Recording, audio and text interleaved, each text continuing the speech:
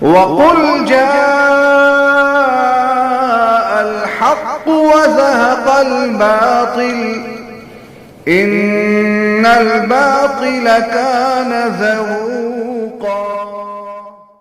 الحمد للہ وکفى وسلام علی عبادہ الذین اصطفى اما بعد اللہم الہمنی رشدی واعذنی من شر نفسی۔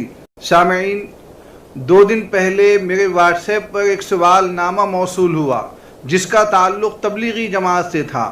آج کی یہ مجلس اسی موضوع پر ہے۔ سوال نامے سے پہلے تمہیداً یہ عرض ہے کہ تبلیغی جماعت میں نکلنا شرعاً نہ فرض ہے نہ واجب، نہ سنت ہے نہ مستحب، بلکہ یہ جائز ہے، اور جائز بھی شرط کے ساتھ ہے کہ اس میں کوئی غلط فکر و خیال پیش نہ کیا جائے۔ اگر غلط فکر و خیال اس میں شامل کر دیا گیا تو اس کا حکم دوسرا ہو جائے گا۔ ایک سوال کے جواب میں مولانا محمد یوسف لدھیانوی شہید رحمۃ اللہ علیہ لکھتے ہیں، سوال اور جواب دونوں سن لیجئے۔ سوال نمبر 1، آپ صلی اللہ علیہ وسلم نے جو دین کی تعلیم دی تھی وہ مسجد نبوی کے ماحول میں یعنی مسجد کے اندر دی۔ اس تعلیم کے لیے آپ صلی اللہ علیہ وسلم نے کوئی الگ مدرسہ جیسی صورت اختیار نہیں کی یا کوئی الگ جگہ اس کے لیے طے نہیں کی، تو پھر آج کیوں ہمارے دینی اداروں میں مسجد تو بہت چھوٹی ہوتی ہے مگر مدارس کی عمارتیں بہت بڑی بڑی بنا دی جاتی ہیں؟ اگر یہ چیز بہتر ہوتی تو آپ صلی اللہ علیہ وسلم اس چیز کو سب سے پہلے سوچتے۔ حالانکہ مسجد کا ماحول بہت بہتر ماحول ہے، وہاں انسان لایانی سے بھی بچ سکتا ہے۔ سوال نمبر 2، آپ صلی اللہ علیہ وسلم نے اصحاب صفہ کو جو تعلیم دی بنیادی و ایمانیات اور اخلاق کی دی، ان کو ایمان سکھایا، لیکن ہمارے دینی مدرسوں میں جو بنیادی تعلیم دی جاتی ہے وہ بالکل اس چیز سے ہٹ کر لگتی ہے۔ اور برائے مہربانی میں اپنی معلومات میں اضافے کے لیے اس بات کی وضاحت طلب کرنا چاہتا ہوں کہ آپ صلی اللہ علیہ وسلم نے جو اصحاب صفہ کو تعلیم دی وہ کیا تھی؟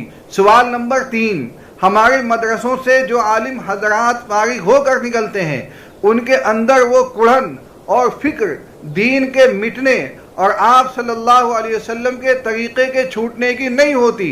جو فکر اور کڑھن حضرت محمد صلی اللہ علیہ وسلم کی تھی یا حضرات صحابہ کی تھی، اور وہ لوگوں سے اس عاجزی اور انکساری سے بات نہیں کرتے جس طرح ہمارے اکابر اور آپ یا اور جو دوسرے بزرگ موجود ہیں وہ بات کرتے ہیں۔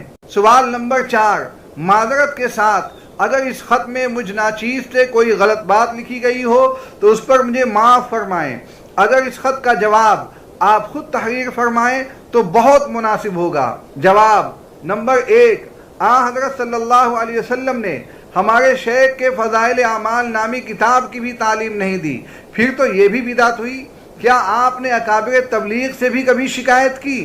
جواب نمبر 2، آپ کو کس جاہل نے بتایا کہ ہمارے دینی مدرسوں میں حضرت صلی اللہ علیہ وسلم والی تعلیم نہیں؟ کیا آپ نے کبھی مدرسہ کی تعلیم کو دیکھا اور سمجھا بھی ہے یا یوں ہی سن کر ہانک دیا؟ اور رائے ونڈ میں جو مدرسہ ہے اس کی تعلیم دوسرے مدرسوں سے اور دوسرے مدرسوں کی رائے ونڈ سے مختلف ہے؟ جواب نمبر 3، یہ بھی آپ کو کسی جاہل نے کہہ دیا کہ مدارس میں سے نکلنے والے علماء میں کڑھن اور دین کے لیے مر مٹنے کی فکر نہیں ہوتی۔ غالباً آپ نے یہ سمجھا ہے کہ دین کی فکر اور کڑھن بس اسی کا نام ہے جو تبلیغ والوں میں پائی جاتی ہے۔ جواب نمبر 4، آپ نے لکھا ہے کہ کوئی غلط بات لکھی ہو تو معاف کر دوں۔ میں نہیں سمجھا کہ آپ نے صحیح کون سی بات لکھی ہے۔ لوگ مجھ سے شکایت کرتے رہتے ہیں کہ تبلیغ والے علماء کے خلاف ذہن بناتے ہیں، اور میں ہمیشہ تبلیغ والوں کا دفاع کرتا رہتا ہوں، لیکن آپ کے خط سے مجھے اندازہ ہوا کہ لوگ کچھ زیادہ غلط بھی نہیں کہتے۔ آپ جیسے عقل مند جن کو دین کا فہم نصیب نہیں، ان کا ذہن واقعی علماء کے خلاف بن رہا ہے۔ یہ جاہل صرف تبلیغ میں نکلنے کو دین کا کام اور دین کی فکر سمجھے بیٹھے ہیں، اور ان کے خیال میں دین کے باقی سب شعبے بیکار ہیں۔ یہ جہالت کفر کی سرحد کو پہنچتی ہے کہ دین کے تمام شعبوں کو لغو سمجھا جائے اور دینی مدارس کے وجود کو فضول مانا جائے۔ میں اپنی اس رائے کا اظہار ضروری سمجھتا ہوں کہ تبلیغ میں نکل کر جن لوگوں کا یہ ذہن بنتا ہو وہ گمراہ ہیں اور ان کے لیے تبلیغ میں نکلنا حرام ہے۔ میں اس خط کی فوٹو اسٹیٹ کاپی مرکز رائے بنڈ کو بھی بھجوا رہا ہوں تاکہ ان اکابر کو بھی اندازہ ہو کہ آپ جیسے عقل مند تبلیغ سے کیا حاصل کر رہے ہیں۔ سامعین، اب آئیے ان صاحب کے سوال کی جانب جن کے جواب کے لیے تمہید قائم کی گئی ہے۔ سوال کرنے والے نے لکھا ہے: السلام علیکم ورحمۃ اللہ وبرکاتہ، امید ہے کہ آپ بخیر و عافیت ہوں گے۔ حضرت، آپ سے ایک مسئلے کی تحقیق کرنا چاہتا ہوں، وہ یہ کہ گھر میں نفقہ کی تنگی ہوتے ہوئے تبلیغی جماعت میں جانا کیسا ہے؟ نمبر 2، اگر کوئی شخص گھر میں نفقہ کی تنگی کے ہوتے ہوئے تبلیغی جماعت میں چلا جاتا ہے تو کیا وہ شخص ثواب کا مستحق ہوگا یا گناہ کا؟ کیونکہ تبلیغی جماعت میں جانا یہ ایک مباح اور جائز عمل ہے، جبکہ حدیث پاک میں کسب معاش کو دین کے اولین فرائض کے بعد ایک مستقل فریضہ کہا گیا ہے۔ لہذا قرآن و حدیث کی روشنی میں حوالے کے ساتھ اس سوال کا جواب مفصل بتلا دیا جائے تو آپ کی بڑی مہربانی ہوگی۔ کافی دنوں سے میں پریشان ہوں، بہت سارے لوگوں نے مجھ سے یہ مسئلہ پوچھا ہے، لیکن اس کا صحیح علم نہ ہونے کی وجہ سے میں انہیں بتلا نہیں سکا۔ نیز اس بات کی وضاحت ضرور کر دی جائے کہ گھر میں نفقہ کی تنگی ہوتے ہوئے جماعت میں جانے والا شخص ثواب کا مستحق ہوگا یا پھر ایسی صورت میں گناہ کا مستحق ہوگا۔ طلب و کسب الحلال فریضۃ بعد الفریضہ کی روشنی میں سامعین، سوالات ختم ہوئے۔ سوال کرنے والے نے 2 باتیں پوچھی ہیں۔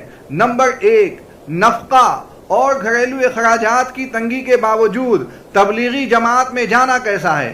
نمبر 2، مالی تنگی اور معاشی پریشانی کے باوجود اگر کوئی شخص جماعت میں چلا گیا تو اسے ثواب ملے گا یا گنہگار ہوگا؟ سامعین، ان دونوں سوالوں کے جوابات جاننے سے پہلے مناسب یہ ہے کہ حلال کمانے کی فضیلت پر کچھ بات ہو جائے۔ اللہ تعالیٰ کا ارشاد ہے: یا ایھا الرسل کلوا من الطیبات واعملوا صالحا انی بما تعملون علیم۔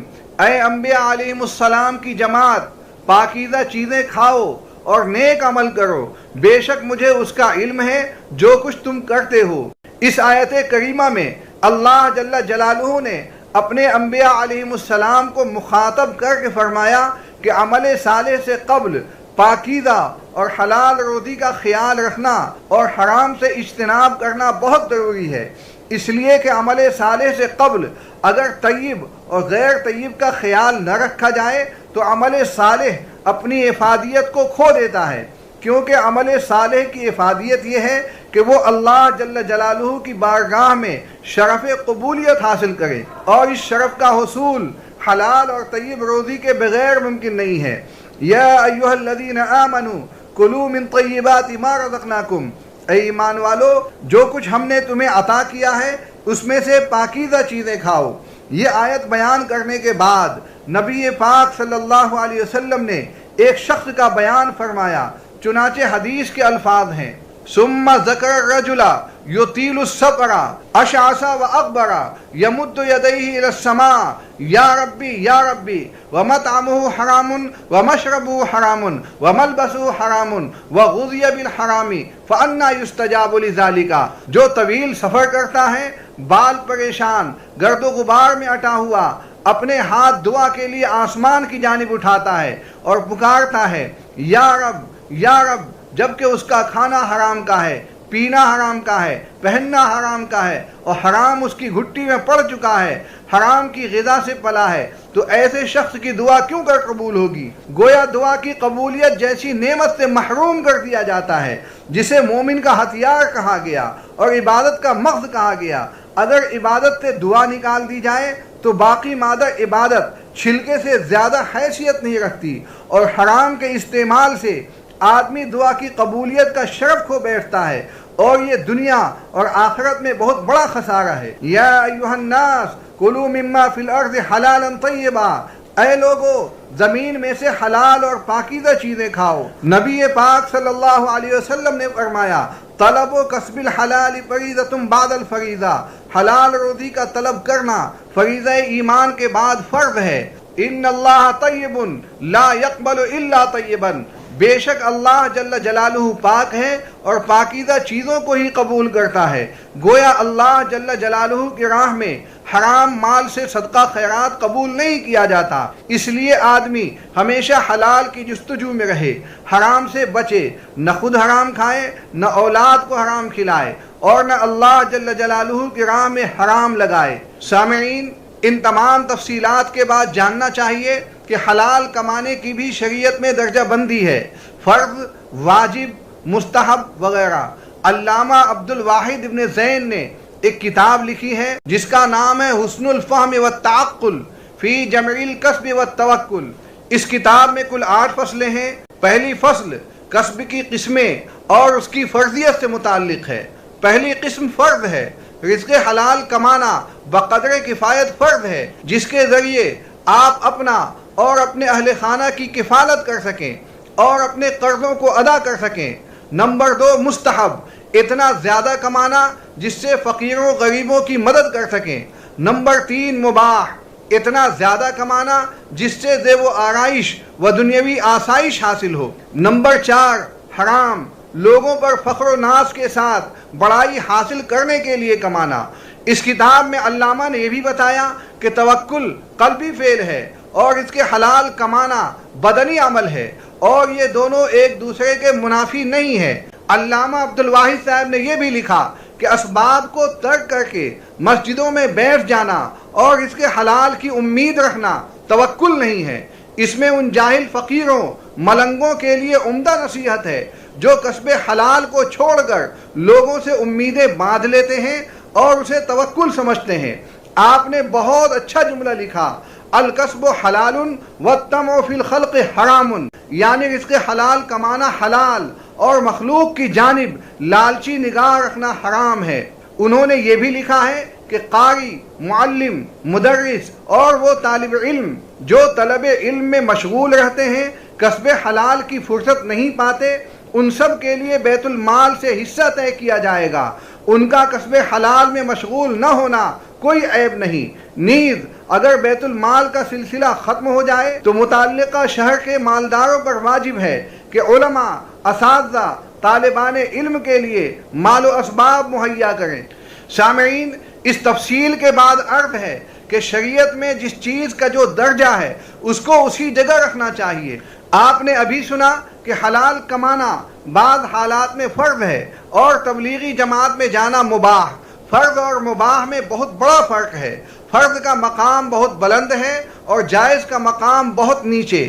دارالعلوم دیوبند ایک سوال کے جواب میں لکھتا ہے، مباح سے مراد شریعت میں ایسا عمل ہوتا ہے جس کے کرنے اور نہ کرنے دونوں کا اختیار ہو۔ کسی مباح کام کو فرض و ضروری سمجھنا اور نہ کرنے والے کو برا سمجھنا بدعت کہلاتا ہے۔ شریعت میں اس پر سخت وعید آئی ہے۔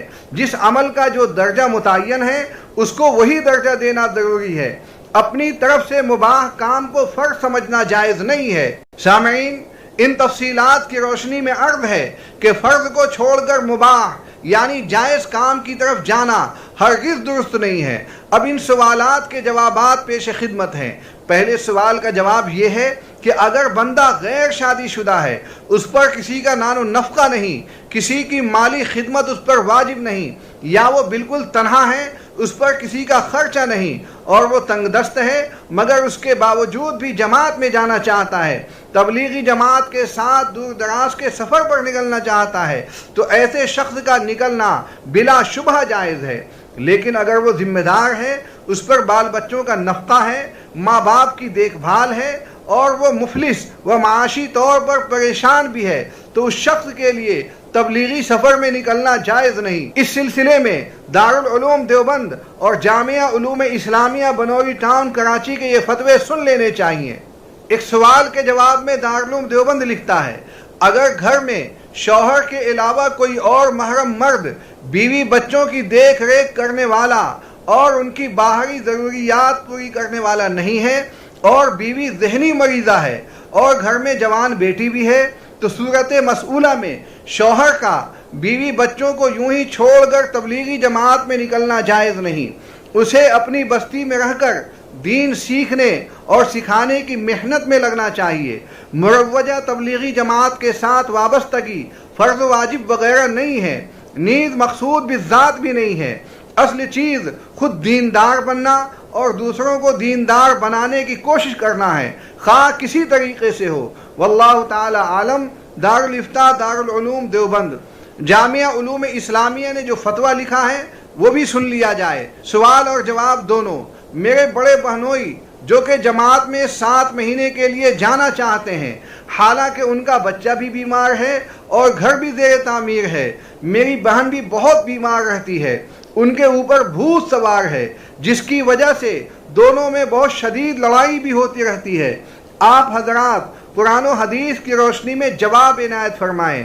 جواب: تبلیغی جماعت میں جانا بہت اچھی بات اور نیکی کا کام ہے، لیکن بیوی بچوں اور دیگر اہل حقوق کے حقوق کی ادائیگی انتہائی ضروری ہے۔ تبلیغی جماعت کے بڑوں کی ہدایات بھی یہی ہیں کہ تبلیغی سفر میں جانے سے پہلے اپنے گھر والوں کے تمام حقوق کا انتظام کر کے اور گھر والوں کو خوش کر کے ہی آدمی کو تبلیغی سفر میں جانا چاہیے۔ لہذا آپ کے بہنوئی کو چاہیے کہ اپنے حالات تبلیغی جماعت کے اکابر علماء و مشائخ کے علم میں لا کر اہل حقوق کے حقوق کی ادائیگی کی ترتیب بنا کر اکابر کے مشورے سے کوئی قدم اٹھائیں۔ فقط واللہ تعالی عالم۔ دارالعلوم دیوبند ایک سوال کے جواب میں لکھتا ہے، تبلیغ میں باپ کی اجازت ہی سے جانا چاہیے، باپ کی رضامندی سے اللہ کی رضا اور خوشنودی حاصل ہوتی ہے۔ اگر باپ تنگ دست ہے، اس کے خرچ کا کوئی نظم نہیں ہے، یا وہ بیمار ہے، اس کی خدمت کرنے والا کوئی نہیں ہے، تو ایسی صورت میں باپ کی اجازت کے بغیر تبلیغ میں جانا شرعاً جائز نہیں ہے۔ ہاں، اگر باپ کو کوئی پریشانی لاحق نہیں ہے، وہ صرف زیادہ کمانے کی وجہ سے تبلیغ سے روکتا ہے، تو ایسی صورت میں باپ کی اطاعت ضروری نہیں ہے۔ باپ کی اجازت کے بغیر بھی تبلیغ میں جانا شرعاً جائز ہے، لیکن واضح رہے کہ اس کی وجہ سے باپ کے تئیں عظمت و احترام میں کوئی کمی نہیں آنی چاہیے۔ ایک سوال اور جواب مزید سن لیجئے۔ کسی شخص کے گھر والی کی طبیعت بہت ناساز ہے اور اسے ہسپتال لے جانا بہت ضروری ہے، لیکن وہ شخص گھر والے کو لے جانے کے بجائے دعوت کی محنت اور باقی دینی محنتوں میں وقت لگا رہا ہے، تو کیا یہ صحیح عمل ہے؟ اس شخص کے گھر میں کوئی اور نہیں ہے جو اس کی بیوی کو ہسپتال لے جائے۔ جواب: اگر کسی کی اہلیہ کی طبیعت بہت زیادہ ناساز ہو اور اسے ہسپتال لے جانے کی ضرورت ہو، گھر میں کوئی اور محرم یا مناسب خاتون نہ ہو جو اسے ہسپتال لے جا سکے، تو ایسی صورت میں شوہر کا جماعت میں نکل جانا یا جماعت کے کام میں لگ کر بیوی کی بیماری سے پہلو تہی کرنا درست نہیں ہے۔ مذکورہ آدمی کو ایسا نہیں کرنا چاہیے، اس کا یہ عمل بلا شبہ غلط ہے۔ واللہ تعالی عالم۔ دارالفتاء دارالعلوم دیوبند۔ سامعین، پہلے سوال سے ہی دوسرے سوال کا جواب بھی معلوم ہو گیا، یعنی جس شخص پر بال بچوں کا نان و نفقہ ہو اور وہ تنگ دست ہو، اس کے باوجود گھر والوں کے اخراجات کا انتظام کیے بغیر جماعت میں چلا جائے تو وہ گناہ گار ہوگا۔ اللہ سے دعا ہے کہ ہمیں شریعت کے دائرے میں رکھے اور اس کے ہر حکم کو اس کے مرتبے پر رکھنے کی توفیق بخشے۔ وآخر دعوانا ان الحمد للہ رب العالمین۔